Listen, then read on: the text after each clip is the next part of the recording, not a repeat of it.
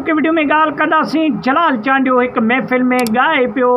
हज़ारनि जी तादाद में माण्हू हुया ऐं वॾो पिंडाल हुयो ऐं उन में गाईंदे गाईंदे हिकिड़ो शख़्स उते क़ुरान पाक खणी आयो जलाल चांडे वटि ऐं जलाल चांडे खे चयईं त बाबा तुंहिंजा जेके हे आशिक़ आहिनि ऐं तुंहिंजा जेके शागिर्द आहिनि इन्हनि मां मुंहिंजी हिकु मेंह चोरी कई आहे, महिरबानी करे जलाल चांडिया इहा मेंह मूंखे मोटाए ॾे।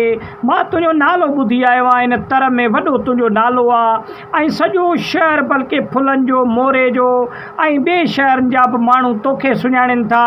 मां उमेदु खणी आयो आहियां तुंहिंजा शागिर्दनि मुंहिंजी मेंह चोरी कई अथनि, महिरबानी करे इहा मेंह मूंखे जलाल चांडिया मोटाए ॾे। दोस्तो जलाल चांडियो उते उन शख़्स खां क़ुरान पाक खणी चुमी ॾेई ऐं रखी करे ऐं उते जेके माण्हू वेठा हुया उन्हनि खे चयूं त बाबा महिरबानी कयो, जंहिं बि हिन शख़्स जी मेंह काई आहे हिन शख़्स खे मोटाए ॾियो।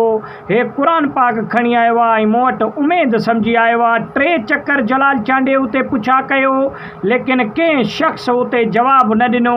पोइ जलाल चांडे उन शख़्स खे चयो त बाबा हिन वक़्तु तूं वञ घर, हे 5000 मुंहिंजे तरफ़ां तोखे किरायो आहे, हींअर तूं घर वञ, मां सुभाणे न परीहं मुंहिंजे ॻोठ अचिजांइ, मां तुंहिंजो इहो मसइलो अलाह कंदो हल कंदुसि। त दोस्तो अहिड़े तरीक़े सां उहो शख़्स त उन टाइम पंहिंजे घर वियो हलियो जलाल चांडे खां 5000 वठी। जलाल चांडे पंहिंजा महफ़िल उते ॻोठ में पूरा करे जॾहिं जलाल चांडियो पंहिंजे ॻोठ वियो त उहो शख़्स बि 2-3 ॾींहं गुज़रिया।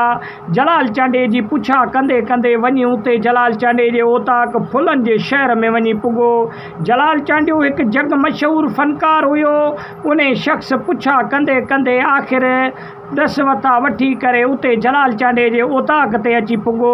जलाल चांडे सभ खां पहिरीं उनखे विहारे मानी टिकी खाराए, चांहि पाणी पीआरे ऐं हुन खां सही नमूने सां पुछा गाछा करे पोइ जलाल चांडे पंहिंजे नौकर खे चयो त बाबा हिन खे वाड़े में वठी वञ। ऐं उन टाइम में जलाल चांडे जे वाड़े में तक़रीबन 20 खां मथे मेंहूं बीठियूं हुयूं ऐं सभई सुहा मेंहूं ऐं तमामु बहितरीनु आले नसिल जूं मेंहूं हुयूं जलाल चांडे जूं।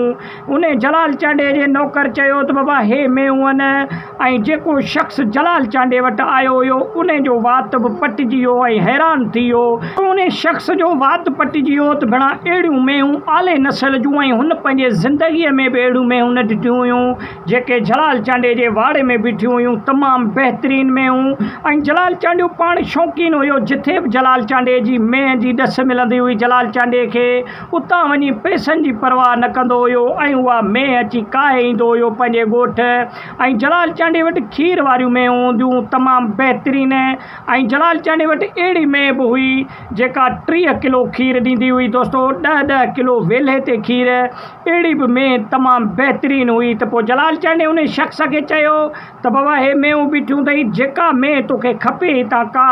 पोइ जलाल चांडे वटां उन चूंडे करे उहा मेंह उन टाइम में 2 लख रुपए जी मेंह हुई जेका उन टाइम जा 2 लख हिन वक़्तु ईअं सम्झो किरोड़ जी मेंह हुई। अहिड़ी बहितरीनु मेंह उन वटि जलाल चांडे खे उन जलाल चांडे उन शख़्स खे ख़ुदा जे वास्ते ऐं क़ुरान जे सदके जेको आहे सो ॾेई छॾियो। दोस्तो जलाल चांडियो पंहिंजे ओस पास में जेके बि माण्हू ईंदा हुया जलाल चांडे खे ऐं पंहिंजे राग में बि वेंदो हुयो त जलाल चांडियो माण्हुनि खे नसीहत कंदो हुयो त बाबा चोरनि चकारनि खां बचो ऐं जेके धाड़ियल तबिको आहे उन टाइम में धाड़ियलनि जो तमामु घणो दौरु हूंदो हुयो ऐं धाड़ियलनि खां बि बचो, उन्हनि खे रहायो न पाण वटि ऐं उन्हनि सां वास्तो न रखो। छाजे करे जलाल चांडियो हिकु बहितरीनु माण्हुनि खे नसीहत कंदो हुयो ऐं पाण बि इन ॻाल्हियुनि जे बिल्कुलु ख़िलाफ़ु हूंदो हुयो। त उमेद आहे त नंढिड़ो वीडियो तव्हांखे पसंदि आयो हूंदो।